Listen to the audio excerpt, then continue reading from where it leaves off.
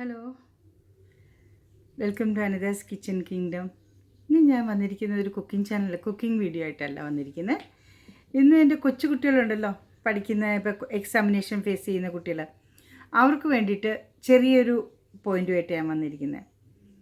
ഇപ്പോൾ ഞാൻ കഴിഞ്ഞ കൊല്ലമൊക്കെ കുറേ കുട്ടികൾ പ്രോബ്ലംസിൽ പെട്ട് കണ്ടിട്ടുണ്ട്. അപ്പോൾ അവർക്ക് കണ്ട പ്രോബ്ലംസും അവർ ബുദ്ധിമുട്ടിയതൊക്കെ കണ്ടതുകൊണ്ട് എനിക്ക് തോന്നി നിങ്ങളോട് ഒന്ന് ഷെയർ ചെയ്യാൻ തോന്നി. എന്താണെന്ന് വെച്ച് കഴിഞ്ഞാൽ, ഇപ്പോൾ കോമ്പറ്റേറ്റീവ് എക്സാമിനേഷനൊക്കെ പഠിക്കുന്ന കുറേയേറെ കുട്ടികളുണ്ട്. 11th കുട്ടികൾ, ഇപ്പോൾ 12th ആയിട്ട് ഇൻ്റഗ്രേറ്റഡ് സ്റ്റഡീസൊക്കെ പഠിക്കുന്ന കുറേ അധികം കുട്ടികൾ ഇൻ്റഗ്രേറ്റഡ് സ്റ്റഡീസിലേക്ക് പോയിട്ടുണ്ട്. അപ്പോൾ അവരെന്ത് ചെയ്യുന്നത് വെച്ച് കഴിഞ്ഞാൽ, നീറ്റാണെങ്കിൽ അതിൻ്റെ എക്സാമിനേഷന് വേറെ എഞ്ചിനീയറിങ്ങിൻ്റെ ടെസ്റ്റിനൊക്കെ വേണ്ടിയിട്ട് പ്രിപ്പയർ ചെയ്തുകൊണ്ടിരിക്കുമ്പോൾ ഒരു കാര്യം അവർ സൗകര്യപൂർവ്വം മറന്നു പോകുന്നു. 12th എക്സാമിനേഷനും കൂടെ അവർ എഴുതുന്നുണ്ട്. അപ്പോൾ അവർ അതിന് അധികം ഇമ്പോർട്ടൻസ് അങ്ങ് കൊടുക്കാതെ കോമ്പറ്റേറ്റീവ് എക്സാമിനേഷനിലേക്ക് അങ്ങ് ഭയങ്കരമായിട്ട് ഇതാവണം, ഭയങ്കരമായിട്ട് ഇത് കൂടി ടെൻഷനെടുത്ത് കൂടുതലായിട്ട് അവർ ഇമ്പോർട്ടൻസ് കൊടുത്ത് പഠിക്കുന്നത് എൻട്രൻസ് എക്സാംസിനൊക്കെയാണ്. അപ്പോൾ നമ്മുടെ 12th എക്സാമിനേഷനെ മറന്നു പോകുന്നു. അല്ലെങ്കിൽ അവർക്കറിയാം അവർ എങ്ങനെയെങ്കിലും പഠിച്ചതിൽ നിന്ന് മാർക്ക് മേടിക്കുമ്പോൾ ഒരു 60% അല്ലെങ്കിൽ എത്രയാണ് ക്രൈറ്റീരിയ വേണ്ട അത് ക്ലിയർ ചെയ്യാനായിട്ട് അവർ ശ്രമിക്കുന്നുള്ളൂ. പക്ഷേ ഒരു കാര്യം നിങ്ങൾ വിട്ടു പോകുന്നുണ്ട്. നിങ്ങൾക്ക് ഇൻ കേസ് എപ്പോഴും പോസിറ്റീവും നെഗറ്റീവും നമ്മൾ തിങ്ക് ചെയ്യണമല്ലോ. ഇൻ കേസ് അത് നിങ്ങൾ ക്രാക്ക് ചെയ്യാൻ പറ്റിയിട്ടില്ലെങ്കിലോ, കോമ്പറ്റേറ്റീവ് എക്സാമിനേഷൻ നിങ്ങൾക്ക് വേറെ ഒത്തിരിയേറെ ഓപ്ഷൻസൊക്കെ കിടക്കുന്നുണ്ട്. പക്ഷെ അത് നിങ്ങൾക്ക് ഓപ്റ്റ് ചെയ്യാൻ പറ്റിയിട്ടില്ലെങ്കിൽ നിങ്ങൾ എന്ത് ചെയ്യും? 12th പെർസെൻറ്റേജ് വെച്ചിട്ടാണ് പിന്നെ നോക്കുന്നത്. അതുകൊണ്ട് കുഞ്ഞുങ്ങളെ, നിങ്ങൾ എന്ത് എക്സാമിനേഷൻ ഇത് ചെയ്താലും 12th അതിൻ്റേതായിട്ടുള്ള ഇമ്പോർട്ടൻസ് കൊടുക്കുക. അതിന് മാക്സിമം പെർസെൻറ്റേജ്, അതിനൊക്കെ 75 മതി, ഇനി 80 മതി, അത് നിങ്ങൾ ക്രൈറ്റീരിയ ആണ് ചെയ്യുന്നത്. അതിൽ 90% കിട്ടിയ കുട്ടികൾ വേറെ ഉണ്ടാവും. അപ്പോൾ അവർക്ക് കൊടുക്കുമോ, നിങ്ങൾക്ക് കിട്ടുമോ? അപ്പോൾ ഇത് നിങ്ങൾ ഒരിക്കലും മറക്കരുത്. ഇതാണ് സയൻസ് സ്റ്റുഡൻസിനോട് എനിക്ക് പറയാനുള്ളത്. സയൻസ് സ്റ്റുഡൻസ് മിക്കവാറും 12th എൻ്റെ ഫ്രണ്ട്സിൻ്റെ, എനിക്ക് പരിചയമുള്ള ആൾക്കാരൊക്കെ ഉണ്ട്, 12th പെർസെൻറ്റേജ് വന്നപ്പോൾ 70-72% ഉള്ളൂ. പിന്നെ നല്ല ഇതിലുള്ള ക്രാക്ക് ചെയ്യാനും പറ്റില്ല. പിന്നെയുള്ള കോളേജസിൽ കിട്ടണമെങ്കിൽ ഇതേ പെർസെൻറ്റേജിൽ പറ്റില്ലല്ലോ. സോ നിങ്ങൾ അതുകൊണ്ട് മാക്സിമം 12th പെർസെൻറ്റേജിനും നിങ്ങൾ ഇമ്പോർട്ടൻസ് കൊടുക്കണം. അതിന് മാക്സിമം പെർസെൻറ്റേജ് കിട്ടാനായിട്ട് നിങ്ങൾ ട്രൈ ചെയ്യണം. ഇനി ബാക്കിയുള്ളത് ആർട്സ് ആൻഡ് കോമേഴ്സ് സ്റ്റുഡൻസിന് വേണ്ടിയിട്ടുള്ളതാണ്. ഇപ്പോൾ ഫെബ്രുവരിയിൽ നിങ്ങളുടെ എക്സാംസ് വരും. അപ്പോൾ നിങ്ങൾ എന്താ ചെയ്യേണ്ടതെന്ന് വെച്ച് കഴിഞ്ഞാൽ, നിങ്ങൾ ക്വസ്റ്റ്യൻ പേപ്പേഴ്സ് എടുത്ത് വെച്ച്, ഇപ്പോൾ സിലബസ് ചേഞ്ച് ചെയ്തിട്ട് നിങ്ങൾക്ക് കുറച്ച് ക്വസ്റ്റ്യൻ പേപ്പേഴ്സൊക്കെ കിട്ടുള്ളൂ. അപ്പോൾ അതിനനുസരിച്ചിട്ട് ഇമ്പോർട്ടൻസ് ഏത് ചാപ്റ്റർ, ടീച്ചേഴ്സ് എപ്പോഴും പറഞ്ഞിട്ടുണ്ടാവും ഏത് ചാപ്റ്റേഴ്സിന് ഡ്യൂ വെയിറ്റേജ് എന്നുള്ളത്. അതിനകത്തുനിന്ന് ആദ്യത്തെ ഇപ്പോൾ തിയറി സബ്ജക്ട്സിനാണെങ്കിൽ ഡിസ്റ്റിങ്വിഷ് ബിറ്റ്വീൻ ഉണ്ടാവും. ഓരോ ചാപ്റ്റേഴ്സിലും ഡിസ്റ്റിങ്വിഷ് ബിറ്റ്വീൻ ഉണ്ടാവും. ഇപ്പോൾ ഡിസ്റ്റിങ്വിഷ് ബിറ്റ്വീൻ നിങ്ങൾ പഠിച്ചു കഴിഞ്ഞാൽ തന്നെ, അതായത് 4 മാർക്സിനൊക്കെ വരുന്നുണ്ടെങ്കിൽ ഒരു 5 to 6 points 7 points നിങ്ങൾ പഠിച്ചെടുക്കുക. എന്നാലേ നിങ്ങൾക്ക് 4 or 5 എഴുതാൻ പറ്റുള്ളൂ. അത്രയും പഠിച്ചതിന് ശേഷം ഡിസ്റ്റിങ്വിഷ് ബിറ്റ്വീൻ ഒരു ചാപ്റ്റർ ഉണ്ടെങ്കിൽ അത് പഠിച്ചു കഴിഞ്ഞാൽ ആ ചാപ്റ്ററിൻ്റെ മാക്സിമം നിങ്ങൾ കൺസീവ് ചെയ്ത് കഴിഞ്ഞു. പിന്നെ 1 line ആൻസേഴ്സ് പഠിക്കുക. ഇതെല്ലാം നിങ്ങൾ ഗോ ത്രൂ ചെയ്യുമ്പോൾ ഓട്ടോമാറ്റിക്കായിട്ട് നിങ്ങൾക്കൊരു എസ്സേയിൽ കിട്ടിയിട്ടുണ്ട്. എസ്സേ പഠിച്ചിട്ടുണ്ടെങ്കിൽ ഡിസ്റ്റിങ്വിഷ് ബിറ്റ്വീൻ ഓർമ്മയുണ്ടെങ്കിൽ അത് നിങ്ങൾക്ക് എഴുതാൻ പറ്റും. ഇമ്പോർട്ടൻ്റ് ആയിട്ടുള്ള എസ്സേസ് പറഞ്ഞത് നിങ്ങൾ 10-20 പ്രാവശ്യം വായിക്കുന്നതിന് പ്രാവശ്യം 1-2 പ്രാവശ്യം എഴുതി നോക്കുക. പിന്നെ എസ്സേ എന്ന് പറയുമ്പോൾ നിങ്ങൾക്കറിയാം, ഒരു എക്കണോമിക്സിനൊക്കെ ആണെങ്കിൽ എസ്സേ വരികയാണെങ്കിൽ 2 ഓതേഴ്സിൻ്റെ ഡെഫിനിഷൻ എഴുതണം, മിനിമം ഒരു മീനിങ് എഴുതണം അതേക്കുറിച്ചിട്ടുള്ളത്. പിന്നെ എൻ്റെ explanation of the essay, body part of the essay നിങ്ങൾക്ക് ചെയ്യണം. ഇപ്പോൾ ഒരു എക്സാമ്പിൾ ഇലാസ്റ്റിസിറ്റി ഓഫ് ഡിമാൻഡിനെ കുറിച്ചിട്ട് ചോദിച്ചു. അപ്പോൾ നിങ്ങൾ ഡിമാൻഡ് എന്താ, ലോ ഓഫ് ഡിമാൻഡ് എന്താ, പിന്നെ ഇലാസ്റ്റിസിറ്റി ഓഫ് ഡിമാൻഡ് എന്താണെന്ന് എഴുതി. അതിനകത്ത് കുറേ ഏറെ പോയിൻറ്റ്സ് വരുന്നുണ്ട്. അത് മുഴുവൻ നിങ്ങൾക്ക് അക്കോമഡേറ്റ് ചെയ്യാൻ പറ്റില്ലെങ്കിൽ ജസ്റ്റ് റൈറ്റ് ഇൻ കൺക്ലൂഷനിൽ അതിൽ എഴുതിയിട്ട് നിങ്ങളത് പോയിൻ്റായിട്ട്, കൺക്ലൂഷൻ വേണമല്ലോ നിങ്ങൾക്ക്, അപ്പോൾ നല്ല ബെറ്റർ വേയിൽ നിങ്ങൾക്ക് പ്രസൻറ്റ് ചെയ്യാൻ പറ്റും. അപ്പോൾ നിങ്ങളിതെല്ലാം പഠിച്ചതിന് ശേഷം ചെറിയ ഒരു ബുക്കിൽ എഴുതി വയ്ക്കുക. നിങ്ങൾ പഠിച്ചപ്പോൾ നിങ്ങൾ എന്താ എഴുതാൻ പോകുന്നത്, നിങ്ങൾ എന്തൊക്കെ പഠിച്ചിട്ടുണ്ട് ആ ചാപ്റ്ററിൽ നിന്ന്, അതിൽ നിങ്ങൾ എന്താ എഴുതാൻ പോകുന്നത് ഒരു ബുക്കിൽ എഴുതി വെച്ച് കഴിഞ്ഞാൽ എക്സാമിനേഷൻ ടൈമിൽ നിങ്ങൾക്ക് മനസ്സിലാവും ഞാൻ ഇതൊക്കെ കവർ ചെയ്തിട്ടുണ്ട്, അതൊന്നുകൂടെ ഒന്ന് വായിക്കണം. ചാപ്റ്റർ പഠിക്കുമ്പോൾ തന്നെ നിങ്ങൾ 1 word, അതുപോലെ ഫിൽ ഇൻ ദി ബ്ലാങ്ക്സ് അതെല്ലാം പഠിച്ചു. അത് പിന്നെ എക്സാമിനേഷൻ്റെ ടൈമിൽ ഞാൻ വായിക്കാം എന്നിരുന്നാൽ നിങ്ങൾക്ക് ആ സമയത്ത് ടൈം കിട്ടില്ല. നിങ്ങൾ എന്ത് ചെയ്യും, എസ്സേ എടുത്ത് വായിച്ച് പഠിച്ചുകൊണ്ടിരിക്കും. എസ്സേ പഠിച്ചു, ആ എസ്സേ പഠിച്ചു, അപ്പോൾ എന്തെങ്കിലും ഫിൽ ഇൻ ദി ബ്ലാങ്ക്സ് എല്ലാം മറന്നു പോകും. അപ്പോൾ അതെല്ലാം നിങ്ങൾ ഓർത്ത് വയ്ക്കുക. ആദ്യം നിങ്ങൾ പേപ്പറിനെ അറേഞ്ച് ചെയ്യേണ്ടത് എങ്ങനെയാണെന്ന് വെച്ച് കഴിഞ്ഞാൽ, ഞങ്ങൾ ഹയർ സെക്കൻഡറി എക്സാമിനേഷനെ കുറിച്ച് പറയുകയാണെങ്കിൽ, കോമേഴ്സിൻ്റെ എക്സാമിനേഷനെ കുറിച്ച് പറയുകയാണെങ്കിൽ സ്റ്റേറ്റ് ബോർഡിൽ, ഞങ്ങളുടെ മഹാരാഷ്ട്ര സ്റ്റേറ്റ് ബോർഡിലാണെങ്കിലും നിങ്ങളുടെ ബാക്കിയുള്ള ഇതിനകത്ത് നിങ്ങൾക്ക് ഫിൽ ഇൻ ദി ബ്ലാങ്ക്സ് ഒക്കെ വരുമായിരിക്കും. ഇപ്പോൾ പേപ്പർ എങ്ങനെ വരുന്നതെന്ന് വെച്ച് കഴിഞ്ഞാൽ അത് നിങ്ങൾക്ക് ഏറ്റവും അറിയാവുന്ന ഫിൽ ഇൻ ദി ബ്ലാങ്ക്സ് ഉണ്ടെങ്കിൽ അതിൽ നിന്ന് നിങ്ങൾ മാർക്ക് ആദ്യം എടുക്കാൻ നോക്കുക. നിങ്ങൾക്ക് ഏറ്റവും അറിയാവുന്ന പ്രോബ്ലം ക്ലിയർ ഔട്ടായിട്ട് നിങ്ങൾക്ക് ടാലി ചെയ്യാൻ പറ്റും അല്ലെങ്കിൽ എഴുതാൻ പറ്റുമെന്ന് പറഞ്ഞ പ്രോബ്ലം ആദ്യം ചെയ്യുക. പിന്നെ അടുത്ത ഏറ്റവും കൺവീനിയൻറ്റ് ലാർജ് ഫൈനൽ അക്കൗണ്ട്സ് മാതിരിയുള്ള സംസൊക്കെ ലാസ്റ്റിലേക്ക് വയ്ക്കുക. ആദ്യം തന്നെ അതെടുത്തിട്ട് ചെയ്യാൻ നിൽക്കരുത്. ചെയ്യാൻ നിൽക്കുമ്പോൾ എന്ത് പറ്റും, നിങ്ങൾക്ക് ടൈം മാനേജ്മെൻറ്റ് പറ്റില്ല, ടാലി ആയിട്ടില്ലെങ്കിൽ പിന്നെ അടുത്ത പ്രോബ്ലത്തിലേക്ക് അത് വരും. അതുകൊണ്ട് first you have to try to pass. Examination പാസ്സാക്കാനായിട്ട് നിങ്ങൾക്ക് എന്താ വേണമെന്ന് ചോദിക്കുക. ഫിൽ ഇൻ ദി ബ്ലാങ്ക്സിൻ്റെ പാർട്ടെല്ലാം കഴിഞ്ഞു, ഒബ്ജക്റ്റീവ്സ് എല്ലാം കഴിഞ്ഞു, പിന്നെ പ്രോബ്ലം ചെയ്യുന്നില്ല. ഏറ്റവും നിങ്ങൾക്ക് അറിയാവുന്നത് ചെയ്താൽ ടാലിയാകും അല്ലെങ്കിൽ എനിക്ക് പറ്റുന്നുള്ള പ്രോബ്ലംസ് ചെയ്ത് പാസ് ഔട്ട് ആക്കാനുള്ള മാർക്ക് ആദ്യം നിങ്ങൾ എടുക്കുക. എന്നിട്ട് വേണം നിങ്ങൾ ഫൈനൽ അക്കൗണ്ട്സിലേക്കൊക്കെ സ്റ്റെപ്പ് ഇൻ ആവാനായിട്ട്. ആർട്സിലാണെങ്കിൽ നല്ലവണ്ണം വായിക്കണം, വായിച്ചിട്ടാണ് തിയറീസൊക്കെ എഴുതുക.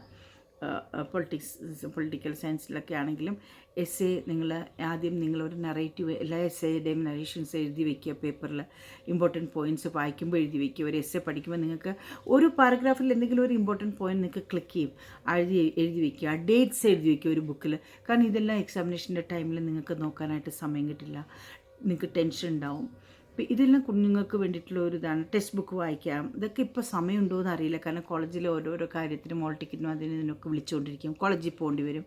അപ്പോൾ കിട്ടുന്ന സമയം നിങ്ങൾ ഓരോന്നിനും ഒരു ചെറിയ ബുക്ക് ഉണ്ടാക്കിയിട്ട് അതിനകത്ത് നിങ്ങളുടെ ഇമ്പോർട്ടൻറ്റ് പോയിൻറ്റ്സ് എഴുതി വെച്ചാൽ അന്ന് പഠിച്ചതിൽ എസ്സേസിൽ എന്താ നിങ്ങൾക്ക് മനസ്സിലായത്, എന്താ എസ്സേയിൽ നിങ്ങൾ എഴുതാൻ ശ്രമിക്കുന്നത് എന്നുള്ളത് എഴുതി വെച്ച് കഴിഞ്ഞാൽ എക്സാമിനേഷൻ ടൈമിലേക്ക് അത് വളരെ അധികം പ്രയോജനപ്പെടും. പിന്നെ വേറൊരു കാര്യം ശ്രദ്ധിക്കാനുള്ളത്, ആർട്സ് ആയാലും സയൻസ് ആയാലും നിങ്ങൾ എക്സാമിനേഷന് പ്രിപ്പയർ ചെയ്യുമ്പോൾ ഇപ്പോൾ ഒക്കെ നിങ്ങൾക്ക് കമ്പൈൻ സ്റ്റഡിയോ അല്ലെങ്കിൽ ഒരു 4-5 ദിവസം കൂടെ കമ്പൈൻ സ്റ്റഡിക്കൊക്കെ പറ്റും. അല്ലെങ്കിൽ നിങ്ങൾ തനിയെ പഠിക്കുക. പഠിച്ചതിന് ശേഷം എക്സാമിനേഷൻ ഹോളിലേക്ക് പോകുന്നേക്ക് തലേ ദിവസം കുറേ പേര് വരും, ഇത് പഠിച്ചോ, എൻ്റെ ക്ലാസ്സിൽ അത് പറഞ്ഞു ഇമ്പോർട്ടൻ്റ്, ഇത് പറഞ്ഞു ഇമ്പോർട്ടൻ്റ്. ഇതെല്ലാം കൂടെ നിങ്ങൾ വരുമ്പോൾ നിങ്ങളുടെ സെൽഫ് കോൺഫിഡൻസ് നശിക്കും. നിങ്ങളത് പഠിച്ചിട്ടില്ലെങ്കിലും. നിങ്ങൾ എന്ത് പഠിച്ചിട്ടോ നിങ്ങളും നിങ്ങളുടെ സാറിൻ്റെ അനുസരിച്ചിട്ടും കോളേജിനനുസരിച്ചിട്ടും ക്വസ്റ്റ്യൻ പേപ്പർ അനുസരിച്ചിട്ടും നിങ്ങളും പ്രിപ്പയർ ചെയ്തിട്ടുണ്ട്. അതിനെ നിങ്ങൾ നല്ലവണ്ണം തറവാക്കാൻ ശ്രമിക്കുക. പുതിയതായിട്ടൊരു എസ്സേ, പുതിയതായിട്ട് എന്തെങ്കിലും നിങ്ങൾ പഠിക്കാൻ ശ്രമിക്കരുത്. ഒരു 3 പേജിൻ്റെ എസ്സേ ഇത് വരുന്നു പറഞ്ഞിട്ടുണ്ട്, ആ 3 പേജ് പഠിക്കാൻ ശ്രമിക്കാതെ പാരഗ്രാഫിൽ എന്താ പറഞ്ഞിരിക്കുന്ന പോയിൻ്റ് എന്ന് പഠിക്കുക. അല്ലെങ്കിൽ എന്താ അതിനെക്കുറിച്ച് പറഞ്ഞാൽ ഒന്ന് കൺസീവ് ചെയ്യുക, അതേക്കുറിച്ച് നിങ്ങൾ ബൂസ്റ്റ് ചെയ്യാൻ ശ്രമിക്കുക. ബാക്കിയുള്ള എസ്സേ ഒക്കെ വിട്ടിട്ട് അത് വന്നില്ലെങ്കിൽ എന്ത് ചെയ്യും? അപ്പോൾ അങ്ങനെ ചെയ്യാൻ ശ്രമിക്കരുത്. എക്സാമിനേഷൻ്റെ അന്ന് നിങ്ങൾ കോളേജിൽ പോകുമ്പോൾ അയ്യോ അത് പഠിച്ചോ ഇത് പഠിച്ചോ ആരോടും ഒന്നും ചോദിച്ചാൽ അത് കേൾക്കാൻ നിൽക്കരുത്. നിങ്ങളുടെ ബ്രെയിനിനെ നിങ്ങൾ ഒരിക്കലും കൺഫ്യൂസ് ചെയ്യാനായിട്ട് നിൽക്കരുത്. നിങ്ങൾ പഠിച്ചിരിക്കുന്നത് നിങ്ങൾ മാക്സിമം ഇതിൻ്റെ സെൽഫ് കോൺഫിഡൻസിൽ പോയി കഴിഞ്ഞാൽ നിങ്ങൾക്ക് ശരിക്കും ശരിയാവും.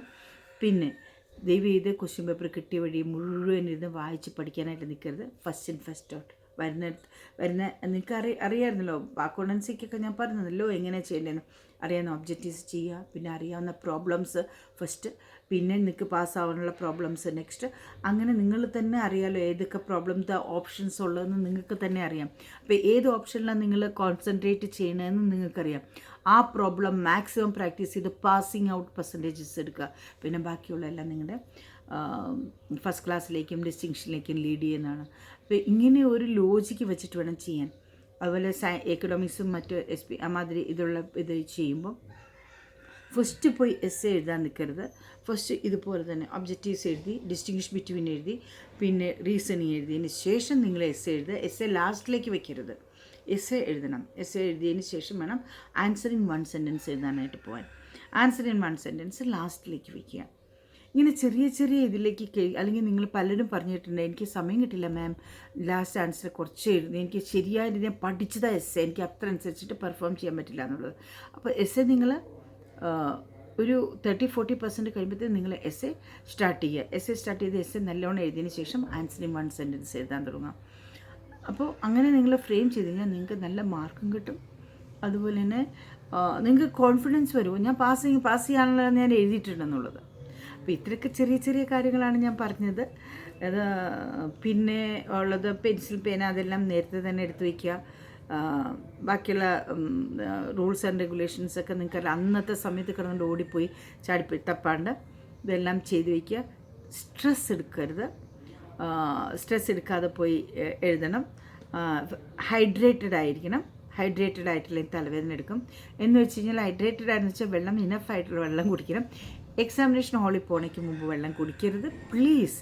കാരണം പിന്നെ പ്രഷർ വന്നു കഴിഞ്ഞാൽ അത് എക്സാമിനേഷൻ ഹാളിൽ എൻ്റെ സ്റ്റുഡൻസിന് പറ്റിയിട്ടുണ്ട്. അങ്ങനെ എക്സാമിനേഷൻ ഹാളിലേക്ക് പോകണേക്ക് മുമ്പ് വെള്ളം കുടിച്ചിട്ട് കയറി പിന്നെ അവിടെ നിന്നപ്പോഴത്തേക്കും ഇത് വന്ന് അവർ വെളിയിലൊന്നും പോകാനായിട്ട് സമ്മതിക്കില്ല. പിന്നെ ഇങ്ങനെയൊക്കെയോ എക്സാമിനേഷൻ തീർത്തിട്ട് വെളിയിൽ ഇറങ്ങിയിട്ടുണ്ട്. So be careful. അത് എക്സാമിനേഷൻ ഹാളിലേക്ക് പോകണേക്ക് മുമ്പ് വെള്ളം അഥവാ വേണമെങ്കിൽ തന്നെ ചെറിയ എന്തെങ്കിലും ഇത് ചോക്ലേറ്റ് പോലത്തെ എന്തെങ്കിലും വായിലിടും, വെള്ളം പോകുന്ന ഇതുള്ള രീതിയിലുള്ള എന്തെങ്കിലും അല്ലെങ്കിൽ ഒരു വെള്ളം കുടിച്ചിട്ട് അകത്ത് കയറും. ഒത്തിരി വെള്ളം കുടിച്ചുകൊണ്ടേ ഇരിക്കാൻ ശ്രമിക്കരുത് കേട്ടോ. ഇത്രയൊക്കെ ഉള്ളൂ. പിന്നെ പേപ്പർ എഴുതുമ്പോൾ തന്നെ നമ്പേഴ്സ് ഇടുക. പേപ്പറിന് 1 2 3 4 5 എന്ന് നിങ്ങളുടെ ഓരോ പേപ്പറിന് നമ്പർ ഇടുക. അപ്പോൾ നമ്പർ ഇട്ടതിന് ശേഷം ഇൻ കേസ് നിങ്ങൾക്ക് ഒരു ആൻസർ കിട്ടി, എഴുതാനായിട്ട് കിട്ടി, അതിൻ്റെ ബാക്കി കിട്ടിയിട്ടുണ്ടെങ്കിൽ നിങ്ങൾക്ക് അവിടെ താഴെ എഴുതി വയ്ക്കും ഇങ്ങനെ. അത് അക്സെപ്റ്റബിൾ ആണോ ഇല്ലയോ എന്നുള്ളത് പിന്നെ നമുക്ക് ആലോചിക്കാം. അത് ഇന്ന ട്രാൻസ്ഫർ ടു ദിസ് പേജ് എന്ന് എഴുതാം. കാരണം അന്നേരം നിങ്ങൾ നമ്പറൊക്കെ ഇടാൻ പോയി കഴിഞ്ഞാൽ പേപ്പർ എടുക്കേണ്ട സമയമായിരിക്കുമ്പോഴേക്കും നിങ്ങൾക്ക് ഓർമ്മ വരുന്നത്. സോ ഈ മാതിരിയുള്ള കാര്യങ്ങളെല്ലാം നിങ്ങൾക്ക് ഹെൽപ്പ് ചെയ്യും. അതായത് പിന്നെ പ്രോബ്ലംസ് ചെയ്യുമ്പം, അക്കൗണ്ടൻസി ചെയ്യുമ്പം അതിൻ്റെ കാൽക്കുലേഷൻ വർക്ക്ഷീറ്റ് ചെയ്യുന്നു. അതിൻ്റെ കാൽക്കുലേഷൻ ചെയ്യുമ്പോൾ അതിൻ്റെ നെക്സ്റ്റ് പേജിൽ തന്നെ ആ പ്രോബ്ലം എഴുതി ആ പ്രോബ്ലത്തിൻ്റെ അടുത്ത പേജിൽ തന്നെ നിങ്ങൾ വർക്ക്ഷീറ്റ് ഉണ്ടാക്കുക അതിൻ്റെ. അപ്പം നിങ്ങൾക്ക് ചെക്ക് ചെയ്യണം, കൗണ്ടർ ചെക്ക് ചെയ്യണമെങ്കിൽ തന്നെ നിങ്ങൾക്ക് ഹെൽപ്പായിട്ട് വരും. അപ്പോൾ ഇത്രയൊക്കെ ഒരു ചെറിയ ചെറിയ പോയിൻറ്റ്സ് ഞാൻ പറഞ്ഞു നിങ്ങൾക്ക് ഹെൽപ്പാവുമെന്ന് ഞാൻ വിചാരിക്കുന്നു കുഞ്ഞുങ്ങൾക്ക്. അപ്പോൾ എല്ലാവർക്കും എക്സാമിനേഷൻ പ്രിപ്പറേഷന് വേണ്ടിയിട്ടുള്ള ബെസ്റ്റ് വിഷസ് നേരുന്നു. പിന്നെ ചൂടൊക്കെ കൂടി വരുന്ന സമയമാണെങ്കിൽ തണുത്തൊന്നും കഴിക്കാൻ നിൽക്കരുത്. ഹെൽത്തിനെ നോക്കുക. എല്ലാ കുഞ്ഞുങ്ങൾക്കും അവരവർ വിചാരിക്കുന്ന സെക്ഷനിലേക്ക് കിട്ടട്ടെ. പ്രിപ്പറേഷൻ നല്ലോണം നടക്കട്ടെ. അസുഖമൊന്നും ഇല്ലാതെ ദൈവം കാത്തു സൂക്ഷിക്കട്ടെ എന്ന് പ്രാർത്ഥിക്കുന്നു കേട്ടോ. എല്ലാ മക്കളെല്ലാം നല്ലോണം പഠിക്കുക. പിന്നെ പേരൻസ് അവരോട് പ്രഷർ ചെയ്യാൻ നടക്കരുത്. അവർക്ക് പഠിക്കുന്ന കുട്ടികളാണെങ്കിൽ പ്രത്യേകിച്ചും അവർക്ക് റെസ്റ്റ് ആവശ്യമാണ്. റെസ്റ്റ് അവർക്ക് പോകുന്ന സമയത്ത് അവരെവിടെയാണ് പോകേണ്ടതെന്ന് വെച്ച് കഴിഞ്ഞാൽ അവർക്ക് ജസ്റ്റൊക്കെ റെസ്റ്റ് എടുക്കാൻ സമ്മതിക്കണം. അല്ലാതെ എന്തെങ്കിലും പഠിക്കുന്നു പറയരുത്. അവർക്ക് പിന്നെ തീരെ പഠിക്കാത്ത കുഞ്ഞുങ്ങളാണെങ്കിൽ പറയാം എന്നല്ലാതെ അവരുടെ മനസ്സിന് പ്രഷർ ചെയ്യേണ്ട. ഒരുവിധം നമ്മുടെ റെസ്പോൺസിബിലിറ്റി മനസ്സിലാക്കുന്ന കുഞ്ഞുങ്ങളാണെങ്കിൽ അതിന് വേണ്ടി നടക്കണ്ട.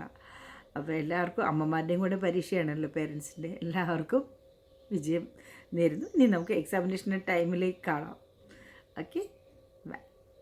പിന്നീടല്ലോ എൻ്റെ ചാനൽ ഇഷ്ടപ്പെടുകയാണെങ്കിൽ പോണോയ്ക്ക് ഒരു ലൈക്ക് തരണേ. അതുപോലെ തന്നെ സബ്സ്ക്രൈബ് ചെയ്തിട്ടില്ലെങ്കിൽ ഒന്ന് സബ്സ്ക്രൈബ് ചെയ്യാനും മറക്കരുത് കേട്ടോ. അപ്പോൾ ഇനി പിന്നെ കാണാം. ബൈ.